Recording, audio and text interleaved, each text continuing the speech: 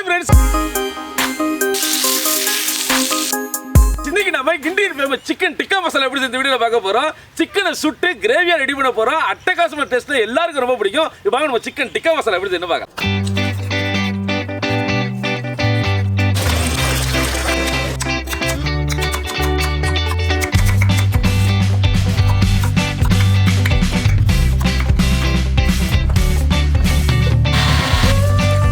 ஒரு kilo chicken boneless எடுத்துருக்கோம். Chicken வாங்கும்போது நல்லா ஸ்கொயர் ஷேப்ல வெட்டி வாங்கிக்கங்க, அப்பதான் இதுக்கு நல்லா இருக்கும். அதே போல இந்த ரெசிபிக்கு இந்த மாதிரி உட்டன் ஸ்டிக் அப்படின்னா இந்த மாதிரி கம்பியை ரெடி பண்ணிக்கங்க. இப்போ சிக்கனுக்கு மசாலா ரெடி பண்ணி தந்தூரி பண்ணிக்கலாம் வாங்க. ஒரு பாத்திரத்தை எடுத்துக்கலாம்.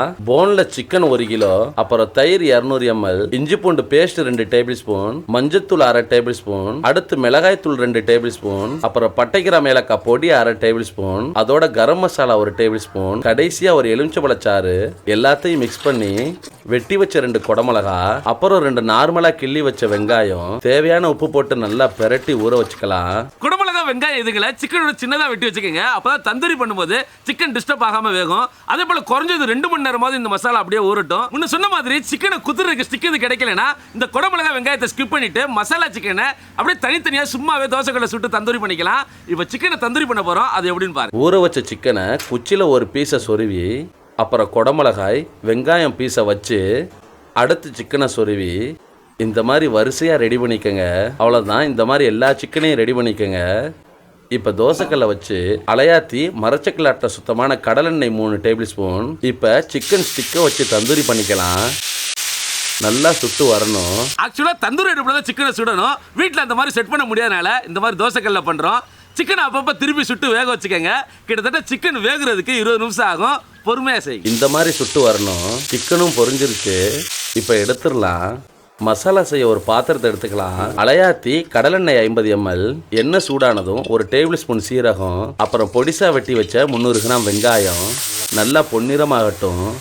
இப்போ இஞ்சி பூண்டு பேஸ்ட் 2 டேபிள் ஸ்பூன் வாசம் போக வதக்கிக்கங்க. இந்த சிக்கன் டிக்கா மசாலா உலகத்தில் நீங்கள் எந்த இந்தியன் ரெஸ்டாரண்ட்களுக்கு போனாலும் கண்டிப்பாக அங்கே கிடைக்கும். அந்த அளவுக்கு ஃபேமஸான recipe.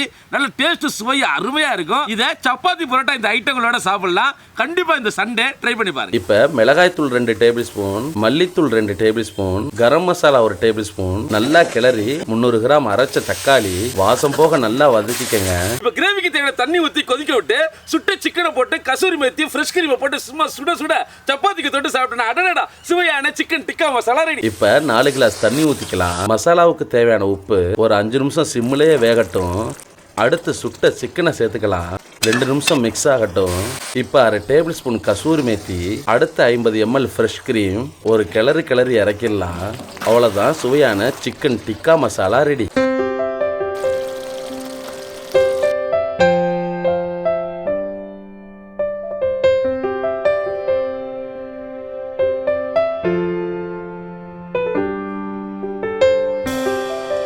Chicken tikka masala ready ஆச்சு. பாருங்க நம்ம டேஸ்ட் பண்ணலாம்.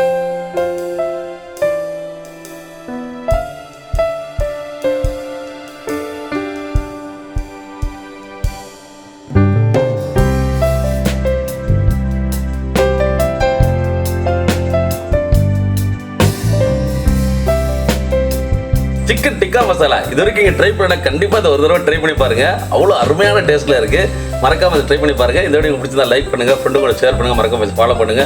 அடுத்த வீடியோ சந்திப்போம். பாய்.